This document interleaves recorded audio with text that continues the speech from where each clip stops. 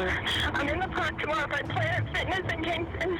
I was looking for my husband and I found him in his car. And I don't know if he's breathing. Ma'am, I need you to just... Thomas Coleman was dead in a vehicle in a parking lot of a fitness plaza. The car was sitting here? Yes, actually this particular spot right in front of us. There was nothing in the car that would suggest anything of him being attacked or anything obvious of physical trauma. When I was told that my father died, everything I had ever known changed in a second. My dad was an amazing father to 4 kids and a great man. At first, we thought it was a heart attack, something natural but sudden. After the autopsy, we knew something was wrong. Something happened to him. The doctor labeled it as acute midazolam poisoning. Poisoning. Yes. Midazolam. What is midazolam? It's a conscious sedative. It's used in hospital settings, also in dentist office who do oral surgery. There was no reason for it to be in his system. Is it like that you change your mind and go, this Right. is a homicide? Basically, yeah. We knew Coles had video on the corner of their building. Told him, I need this video. Why don't you pull it up real quick? We'll take a look at it to see if there's any cars that meet him there. And sure enough, there's a car that pulls in, parks first. So he shuts the car down. This is Tom Coleman's car pulling in right there. It's 4:54 a.m. Our victim, Tom Coleman, pulls up side by side. That was basically, holy shit. Somebody had knowledge of literally speaking with our victim that morning. See the white SUV here leaving.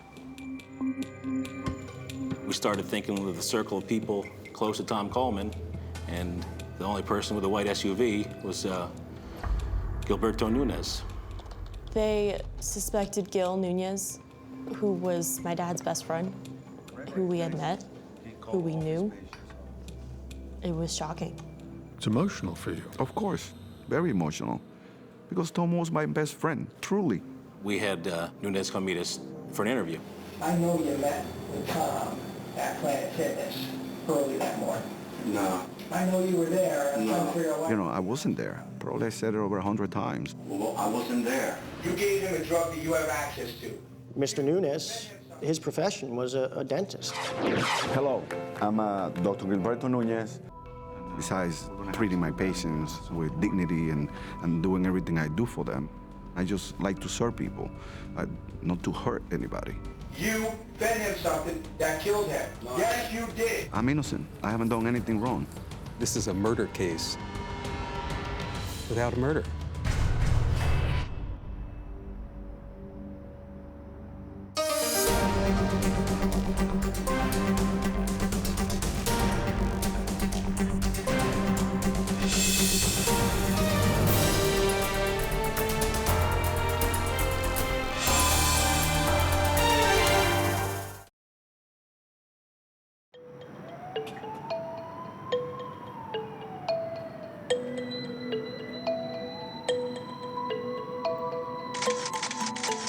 It was unusual.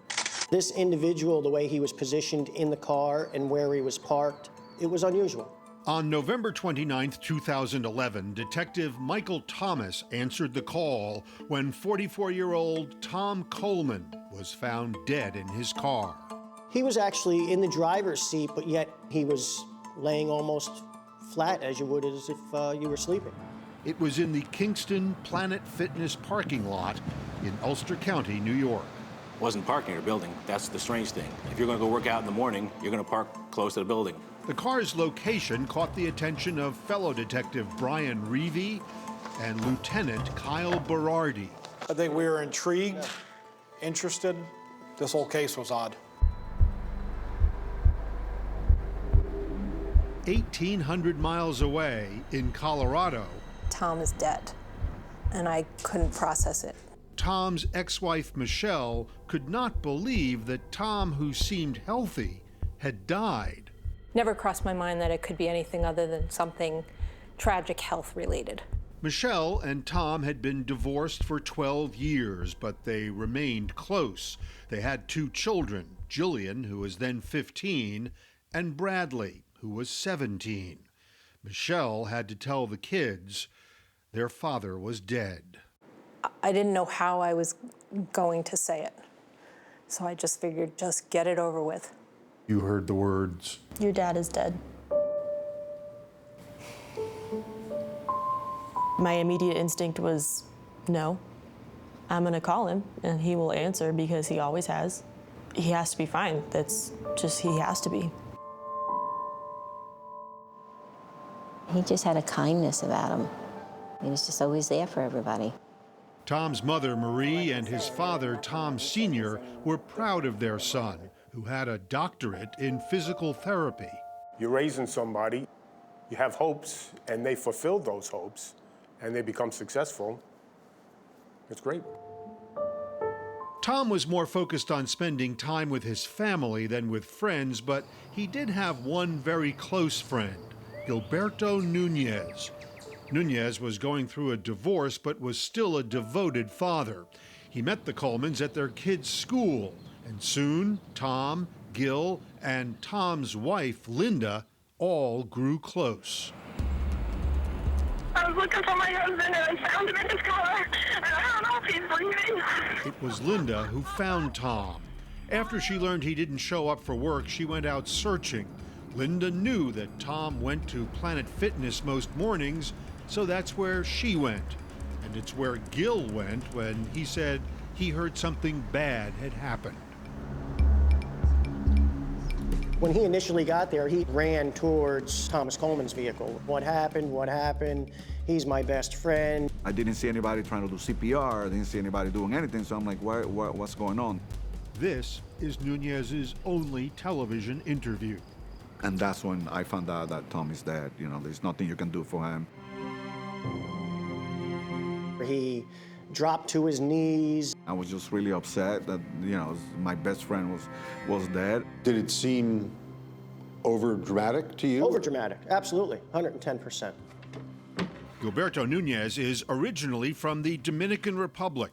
He is well known in Kingston. He's a volunteer firefighter with a thriving dental practice. Dr. Nunez is one of the best dentists that I've ever worked for. Mary Ellen McManus spent 13 years as Dr. Nunez's dental hygienist. I have never heard him raise his voice, be angry, or fly off the handle. But detectives had questions about Nunez.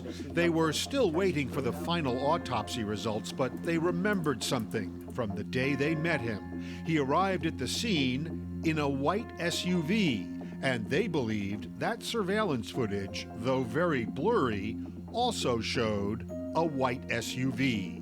Bells and whistles went off. It's very hard to see, but that's Tom's car next to it in the nearly empty parking lot. So police called Nunez in for an interview 3 days after Tom's death. We were trying to figure out what happened. At that point, it was an informational meeting, kind of seeing What can you tell us about Tom? what he wanted us to know.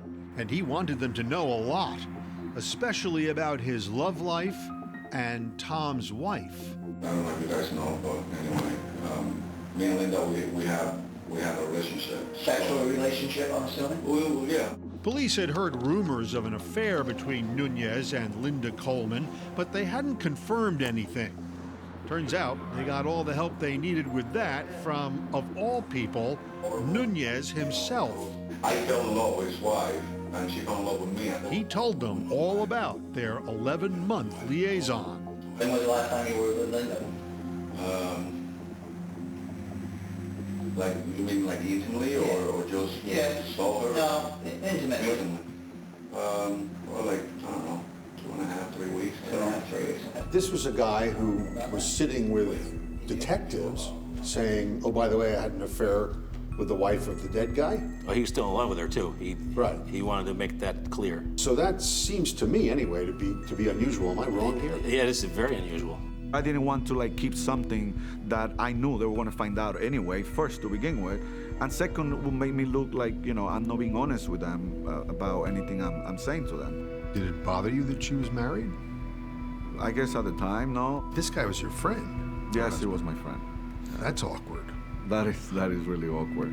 It might have been awkward, but it didn't stop Gil or Linda. When they weren't together, they texted constantly, more like teenagers than middle-aged lovers. Love you, I miss you, I wish you were here. They celebrated anniversaries monthly with cards like this from Linda to Gil, her little devil stud muffin. Did you urge her to leave her husband? No, I wasn't, we're not thinking or talking about that. We wanted to ask Linda about her relationship with Tom and Gil, but she declined our request to be interviewed. Gil says the affair was going well and kept going even after Linda's husband, the man he called his best friend, learned all about it. Not my definition of a best friend. How did he hear about it? That is one of the most peculiar parts of this case. Nothing kind of surprises us anymore, but that was definitely at the top of the list.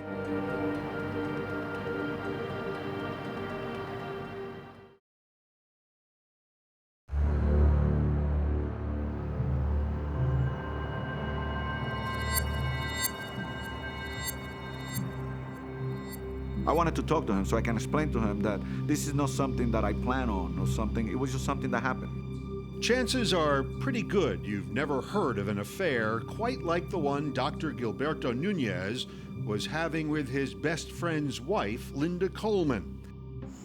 For one thing, Nunez wanted to tell his friend Tom Coleman all about it. How did Tom Coleman find out about the relationship? Through me, actually. You told him? Not directly. Not quite directly.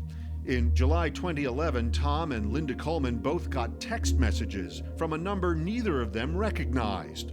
The messages told each of them that the other was having an affair. The one saying Tom was cheating was a lie, but of course the one saying Linda was cheating was the truth. So they figured out all of these messages were coming from the same phone? Yeah. And did they figure out who had that phone? Yes, they did. And who had that phone? Gilberto Nunez. The unknown number was a burner phone that belonged to Gil Nunez. He admitted sending the texts. He said he was feeling guilty about the affair, and that's why he told Tom. How did he react to that?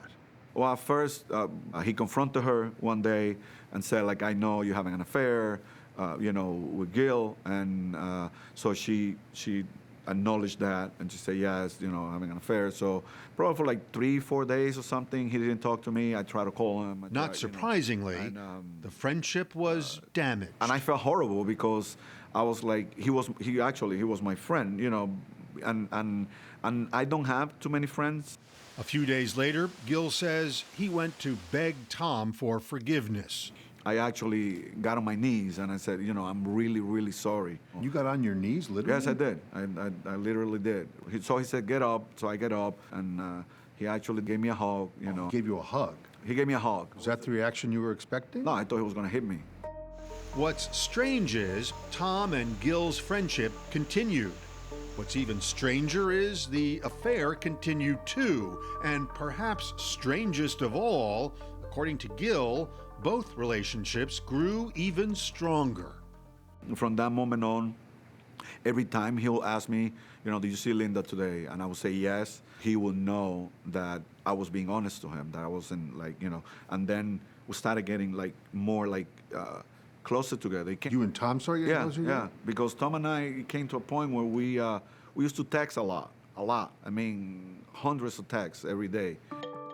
The love triangle was news to the rest of the Coleman family, who did not learn about the affair until after Tom's death. Do you believe that he approved of this affair? That's one of the hardest things for me to believe. And Tom's not here to tell us. The man that I knew probably would have done anything to keep his family together. And I could understand where he was thinking it would work out in the end. In fact, Tom did seem okay with things. In text messages, Tom and Gil called each other bro, and sometimes signed off, love you. And in a text, Tom referred to Linda, his own wife, as Gil's girlfriend, telling Gil, "Your girlfriend is baking," to which Nunez responded, "Great, I love her so much." People can say, you know, anything they want or feel whichever way they want, but he was truly my best friend. Tom was not just Gil's friend, he was also his patient. And Gil told police about Tom's medical history in that interview 3 days after Tom's death. That I know he had sleep apnea. Gil told detectives Tom suffered from sleep apnea that can cause people to stop breathing in their sleep. It was something I shared, trying to help them to maybe help the medical examiner or something figure out what could have happened to him, you know, if it was a heart attack, if it was whatever the case might be. In fact, the autopsy did note Tom suffered from an enlarged heart and mild obesity. But 2 weeks later, the toxicology report came back, finding that midazolam in Tom's body. Did you use midazolam? No. Dentists do, though, right? Oral surgeons that do sedation do, and there are some dentists that they specialize in sedation, but I never use midazolam. This is a general practitioner office. We don't use any sedation at all. We don't even have nitrous oxide. Mm-hmm. The amount of midazolam in Tom's system would not normally kill somebody, but because there was no explanation for why the drug would be there, his death was classified acute midazolam poisoning. I'm not a chemistry guy, but in terms of that being a lot, no. Volume-wise, no. However, the effects are different on people that have medical conditions. I mean, I guess the real question is that enough to kill a guy? I think it is, yes, because especially someone with sleep apnea. It can shut down his respiratory system. But remember, it was Nunez himself who first alerted police to Tom's sleep apnea. You know, the sleep apnea always concerned. Okay. The midazolam in his system did change everything. Murray Weiss, who was a 48 Hours consultant, has written about murder cases for decades. Police believe that Dr. Nunez met Tom Coleman outside his gym, and while sitting with him and talking to him, gave him a cup of coffee that was laced with the midazolam. The detectives would routinely have to eliminate other people who might have access to midazolam. There was obviously people, and that goes with every investigation. People of interest. So detectives also looked at other people in Tom's life, including his wife, Linda, who worked at a local hospital. How long was she looked at? Quite some time. Family is always looked at. You always start close to home.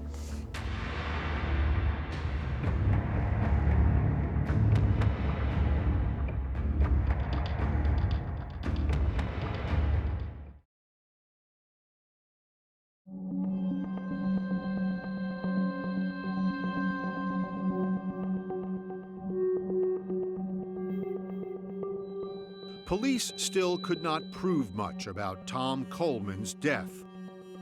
How did that midazolam get into his body? If it was in a cup of coffee, where was the cup? Was that Gilberto Nunez's white car next to Coleman's in the surveillance tape? And why was Coleman's body found this way? His pants were undone and his fly was, I think, partially down or not all the way down. Yeah. That looked kind of staged. Police were thinking Gilberto Nunez staged the scene to make it look like Tom was having a sexual encounter when he died.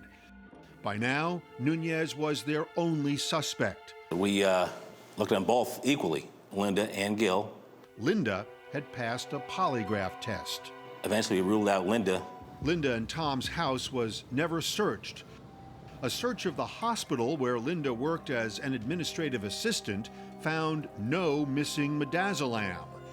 So in February of 2012, 2 months after Tom's death, police called Nunez in again. We were just trying to get the background and have from somebody that was close with him. But soon, the tone of the interview turned. I know you met with Tom at Planet Fitness early that morning. And I kept saying, I wasn't there. No, I wasn't there. If I would have been there, I would have said so. This was the first time you'd heard that you were a suspect? Yes. If I look you dead in the eye and tell you that I know you were there. Then I'm telling you that you don't know, because it's not true. I have you and your vehicle parked in the Planet Fitness parking lot with Tom that morning. They also had this surveillance video from local businesses showing what they say is his car driving on the way to the parking lot. You parked next to him, okay? You fed him something that killed him. To take him out of the picture, hoping you would have lived it for the rest of your life. No, yes, you did. No, I did not. Bull. You're a lying. Nunez never wavered. I didn't meet Tom that day. Through nearly 7 hours of questioning, willingly, without a lawyer. I was not there. I didn't think that I needed an attorney to speak, the truth. He quickly changed his mind when he found out that while he was being questioned, police were searching his office and home.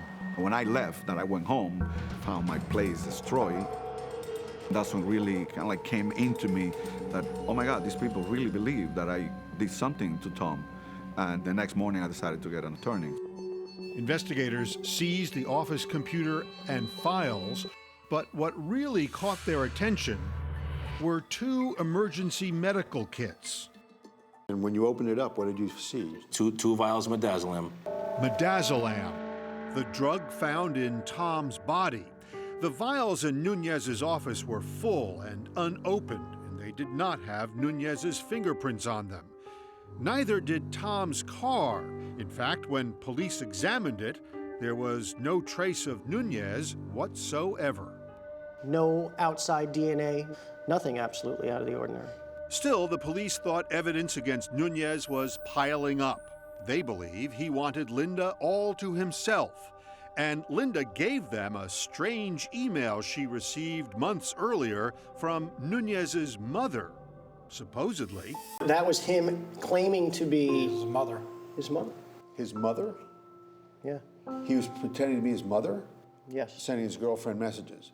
Yes. The email, which Nunez later admitted to writing, pleaded with Linda to leave Tom, saying Linda and Gil would only be happy if they spend the rest of your lives loving each other. Any idea why he would have sent a message pretending to be his mother? To break up the Colemans. Why would you have posed as your mother?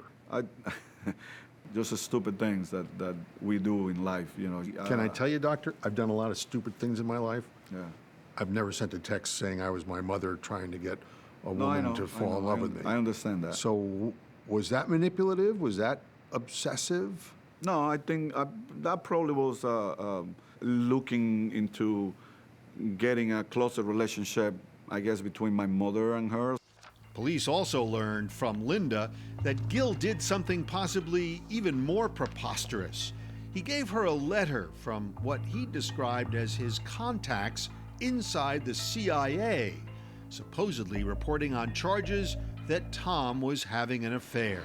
Police also found this fake CIA ID on Nunez's computer. That was just like a stupid game. That's all it was. It's a stupid game. But detectives say it was all part of an elaborate plan. They say Nunez hired a friend to pose as a CIA agent to presumably intimidate Tom. Oh, that never happened. That never happened? No. I did a lot of stupid things in the relationship, It made Nunez look wacky, but not necessarily guilty. That doesn't make me a murderer. Police needed to prove that car in the parking lot next to Tom's was Nunez's. When we're looking at vehicles, so investigators hired Grant Fredericks. We're looking at physical characteristics that we can compare. Fredericks has spent decades analyzing forensic video for law enforcement. This is we'll call it the suspect vehicle. Okay. Police had that surveillance footage from businesses along a road leading to the parking lot that showed a car they believe was the same one seen next to Coleman's. They could not find any video of a car leaving Nunez's home. Still, they believe the car on the surveillance tapes was this car, a Nissan Pathfinder that belonged to Gil Nunez. And I'm looking through this to try to determine any features that would be consistent. Fredericks thinks he can identify the car caught on the tapes with this database. Look at this. This is like facial recognition. Yes. So this is a Pathfinder, which is the same make, model, and year of the Nunez vehicle. This might be a Nissan Pathfinder, but Fredericks could not say it was Nunez's. His car had decals. It also had emergency lights inside the car because he was a volunteer fireman. And you don't see any of those on the surveillance. There just isn't enough resolution, so we can't say whether or not those features exist. But Fredericks did notice something he thought might be unique to the car in the surveillance tape, an unusual pool of light on the road coming from one of the headlights. In most cases, you'll see two uniform headlight patterns from most vehicles. This was different. Fredericks specializes in what is called headlight spread pattern analysis. He believes cars can be identified partly by their headlight beams. Is this what you're talking about? This is the pool of light right here? Yes. Fredericks needed to see if Nunez's car projected the same kind of light pool as the car in the surveillance video. So police got Nunez's car. This is the car that Dr. Nunez owned. Yes. And videotaped it driving along the same route. Fredericks compared the headlight spread pattern with the vehicle on the surveillance tape. He compared two other Nissan Pathfinders to see if their headlights projected that same pool of light. They did not. And Fredericks feels he has enough to make a conclusion. It is bad for Nunez. The science says that the vehicle is indistinguishable from Dr. Nunez's vehicle.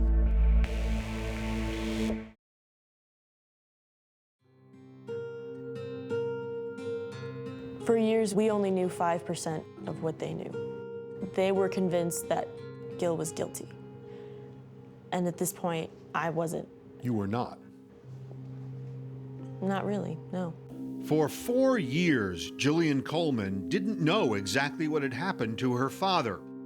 The police weren't sharing many details with the Coleman family. I didn't want to push them because I didn't want to aggravate them. How hard was it to be patient? It was very hard. They'd all struggled with Tom's loss, but his son, Bradley, took it the hardest, according to his mother, Michelle. The 1-year anniversary came up in late 2012, and a few weeks later, Brad attempted suicide with over-the-counter medications of sleeping pills. And he said, I just wanted to go to sleep and wake up with Dad. And what happened next? 3 months later, he committed suicide. Bradley was just 18. The Colemans were now coping with 2 deaths.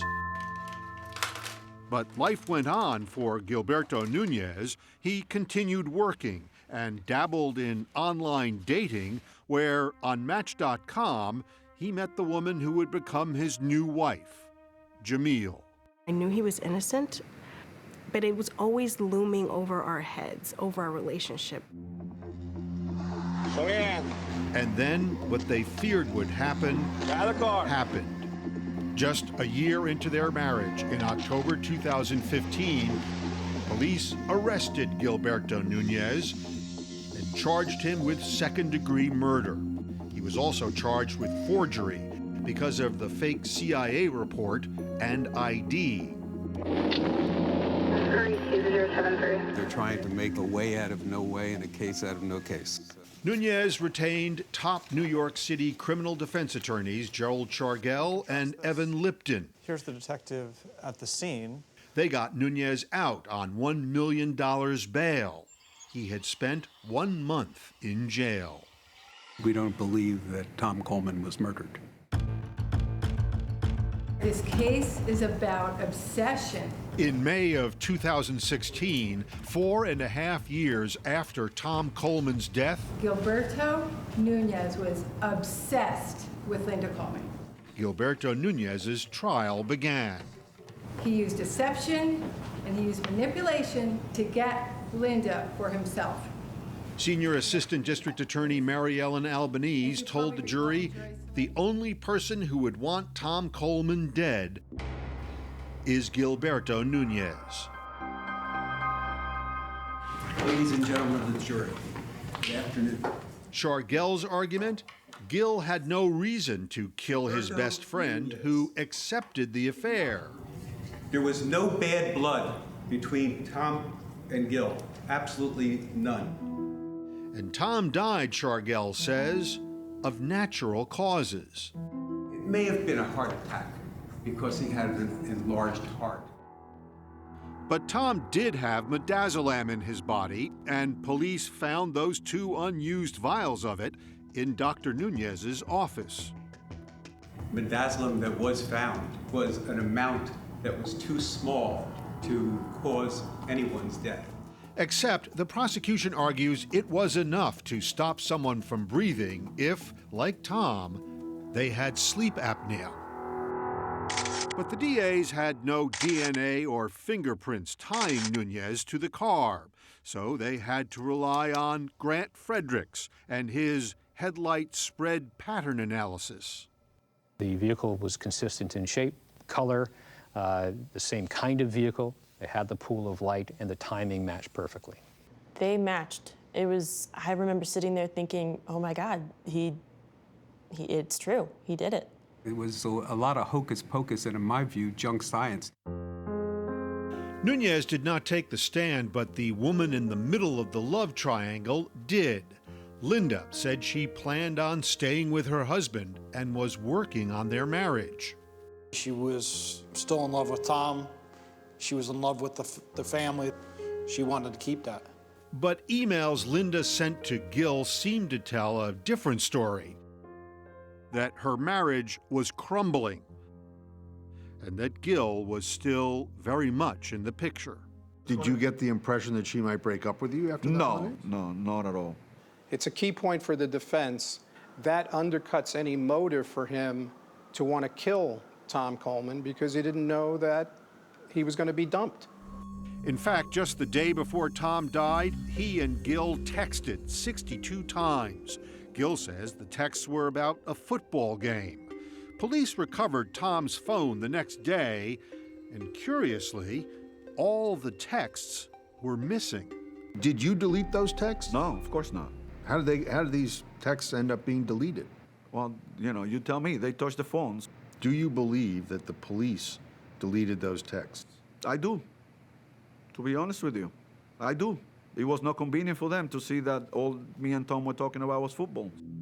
Police testified they were able to recover a few texts, and they were just about the football game. And in an unexpected move, the last person the defense calls to the stand was the police supervisor who oversaw the case against Nunez. I think they're trying to undermine the investigation.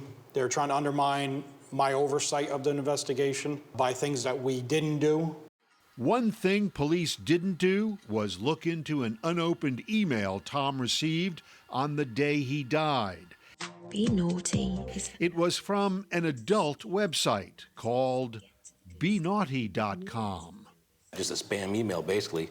If that had been followed up, I think that the investigation would have, by necessity, taken a different direction. So you match benaughty.com with the way in which his body was found, reclined, and with his pants open. Something wasn't kosher. If their theory is going to be that he met a lady from benaughty.com that drove a white SUV and had access to midazolam at 5:30 in the morning at Planet Fitness. They ought to start playing a lotto on that one if that's the case. 3 weeks after the trial began, it was time for closing arguments. This investigation started and ended with Gilberto Nunez, and much about Thomas Coleman remains unknown. Ladies and gentlemen, this man, Gilberto Nunez, is not Thomas Coleman's best friend. Prosecutors know they have only circumstantial evidence against Nunez, but they say it's more than enough to convict. The evidence of the defendant's guilt is overwhelming. I'm anxious and I'm scared. I'm not going to say I'm not scared. With the case in the hands of the jury, Gilberto Nunez can do nothing but wait, knowing if he is convicted, it could mean life in prison.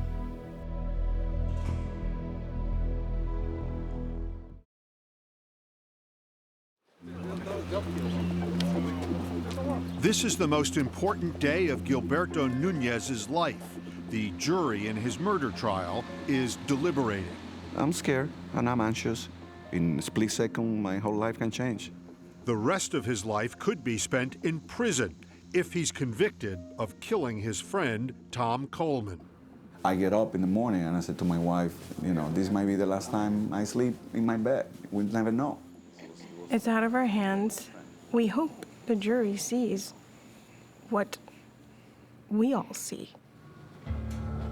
After a 4-year investigation, a 3-week trial, and testimony from more than 50 witnesses, the jury reached a verdict in just 6 hours.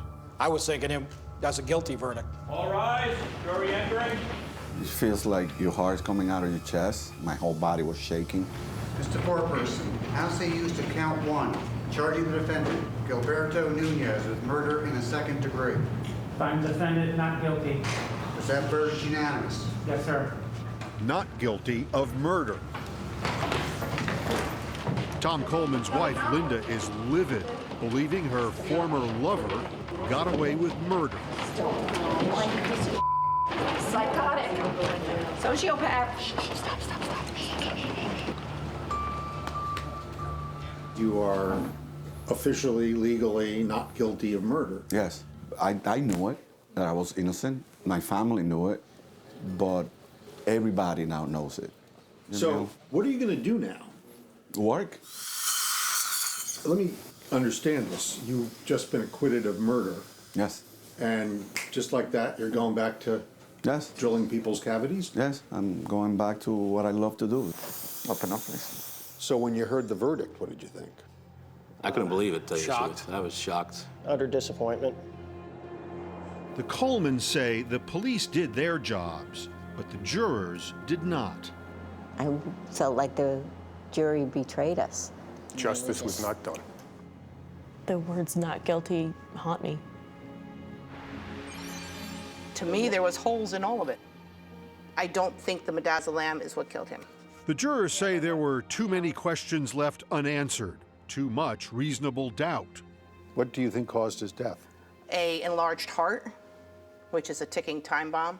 More natural causes than murder. Yes. But the jury did find Nunez guilty of forgery because of the fake CIA documents. He was guilty. He was guilty. He did it. For those convictions, Nunez is facing up to 14 years in prison. Are you ready for that? You know, we haven't finished fighting. That's because there were even more charges to come and potentially more prison time.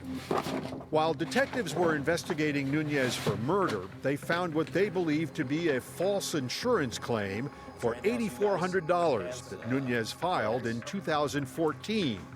And they accused him of lying on an application for a pistol permit. Jury selection is underway in the 3rd trial involving Kingston dentist Gilberto Nunez. The new charges meant 2 more trials for Nunez over the next year. I'm scared about our future. I'm scared that he might go to prison. I'm scared for my children. Kingston dentist Gilberto Nunez is found guilty of perjury and making... He was found guilty in both trials and immediately taken into custody. In February of 2017, nearly 8 months after he was acquitted of murder, Nunez was sentenced for those forgery, insurance fraud, and perjury convictions. Society deserves protection from his sociopathic, narcissistic behavior. Prosecutor Mary Ellen Albanese argued for the maximum sentence, 25 years, while Nunez's attorneys fought for leniency, presenting the judge with 130 letters from Dr. Nunez's supporters, friends, and former patients. But Judge Donald Williams was unmoved. Tragically, you believe that society's rules do not apply to you. I see no chance of rehabilitation. Nunez's sentence, 2 1/3 to 7 years in prison. Obviously, he's deeply disappointed. We're going to file notices of appeal. this was a very severe sentence. I like this picture too. It's cute. For the Coleman family, there is some comfort in knowing that even though Gilberto Nunez was not convicted of murder, he will spend time behind bars. We've disrupted his life now. Just trying to get through it. Nothing is ever going to bring Tom back or Bradley. And that is what Tom's daughter Jillian can never forget.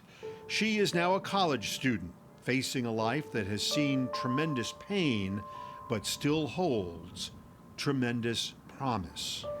It's hard not having them here, and I don't think that any verdict, I mean, he could be in prison for the rest of his life. Dad's still gone. My brother's still gone. I carry Brad with me every day. I try to make Dad proud every day, and I think that I do.